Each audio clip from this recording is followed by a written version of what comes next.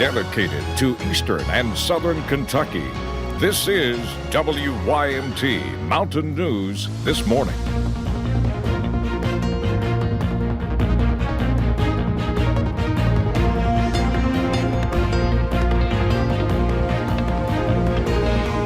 Good morning. It is 6:32 on Wednesday, July the 10th. I'm Will Puckett. Thank you for tuning into Mountain News this morning. It's going to be a warm one, but let's get a better breakdown with Brandon. Let's bring him in this morning. Brandon, good morning. Good morning, and it's going to be a foggy day for some, a foggy start to the day for some, and others just a mild and muggy day. Let's take a look at the cameras this morning. We start with the Mountain Parkway up at Slade in Powell County. Pretty quiet there this morning, just a little bit of touch of fog there.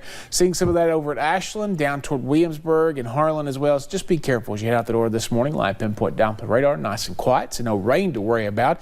Temperatures mild and muggy. As mentioned all morning, back and forth between the 60s and the 70s there. The weather app forecast for you today, you can download that for free, especially tomorrow when you want to track that rain and may get potential warnings. We'll see the possibility for some isolated showers and storms in the heat of the day this afternoon as we get up close to 90 for daytime highs. Rest of that forecast on the way here in just a few minutes. Will? All righty, Brandon, thank you, sir.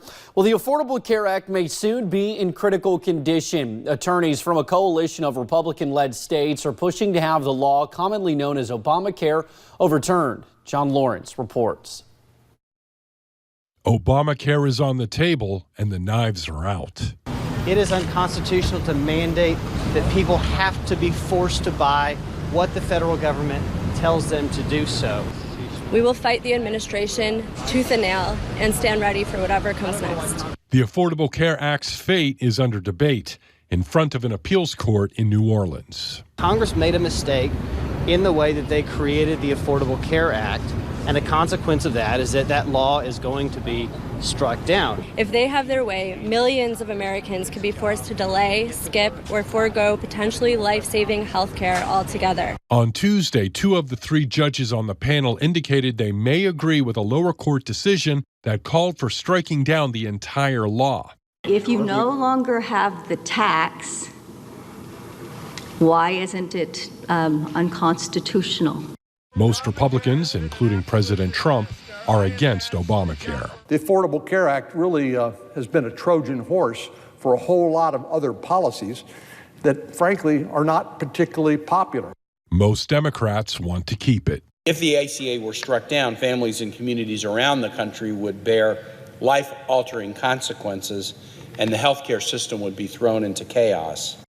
I'm John Lawrence reporting. The Trump administration has been working on a different plan to replace Obamacare, but so far no official plan has been released. Meanwhile, as a federal court weighs the constitutionality of the Affordable Care Act, Kentucky Attorney General Andy Beshear is arguing the law is right for Kentuckians. First, let me say that I believe health care is a basic human right. And this case is one of the most critical cases impacting Kentuckians, certainly in the last several years. Now, for the past year, Beshear has aligned himself with more than 20 attorneys general from across the country to fight to keep the law in place. Right now, several of attorney generals are in New Orleans making their case to the federal appellate court. Well, states are set to play a larger role in fighting global climate change after the president's top environmental official set new pollution limits. But as Washington correspondent Kyle Madura explains, critics argue the administration set the environmental bar as low as it legally can.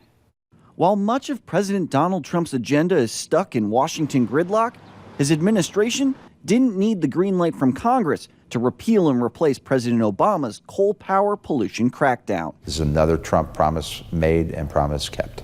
We asked EPA Administrator Andrew Wheeler whether this new rule spells a coal comeback. I think at this point it might slow down the number of coal plant closures. We want the cleanest air. We want crystal clean water. The president frequently blames regulation for the industry's decline. Researchers point to the rise of natural gas. The EPA's new rule gives states until 2030 to decrease yearly power plant emissions by about 1.5% compared to 2005. It really does provide more flexibility to the states and allows the country to attain CO2 reductions in a reasonable fashion that follows the law. Obama's plan called for 20 times the pollution reduction, but it never took effect. temporarily blocked by the Supreme Court and permanently scrapped by Trump. We've continued to see, unfortunately, the Environmental Protection Agency begin to move away from strong science and the law. Environmental activist Mustafa Santiago Ali argues the coal industry is no longer viable, economically, environmentally, or from a public health perspective. He points to the EPA's own analysis, which predicts air pollution will be worse under Trump's plan than Obama's, and that will result in more premature deaths and missed school days. This plan is actually very dangerous. It's a near guarantee that the new plan, like the old one, will be challenged in court. In Washington, I'm Kyle Madura. Now, if the rule stands up to legal challenges, states will have 3 years to write the rules and set the path to fewer emissions. Well, House Majority Leader Steny Hoyer announced on Twitter that the House will vote this Friday to extend the 9/11 Victims Fund. The current law, which was last renewed in 2015, expires next year, and the fund's administrator says it does not have enough money to pay out all the current claims. The new legislation would authorize additional funding through 2090. The legislation is expected to easily clear the House and will then be sent to the Senate.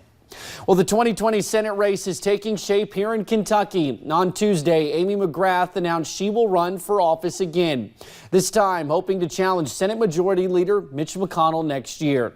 Here is what he had to say following her announcement. Well, you know, unlike a lot of my members, I won't name any names, I actually enjoy campaigns. As you know, I've had a few of them. And it'll be a spirited race. Particularly since I've become leader of my party in the Senate, I've noticed I get more attention than I used to. And I look forward to the contest and laying out our differences to the people of Kentucky. McGrath is coming off a tough loss to Congressman Andy Barr in last year's 6th congressional race. Well, President Trump also had words of his own about the campaign announcement, tweeting, quote, "Why would Kentucky ever think of giving up the most powerful position in Congress, the Senate Majority Leader, for a freshman senator with little power and what will hopefully be the minority party? We need Mitch in the Senate to keep America great." Meanwhile, Senate Minority Leader Chuck Schumer announced his support for McGrath's candidacy. First, she's a great candidate. She's a great American. And she's running for the same reason she wanted to be a fighter pilot since the time she was 13, a sense of duty and honor to her country. She did this all on her own.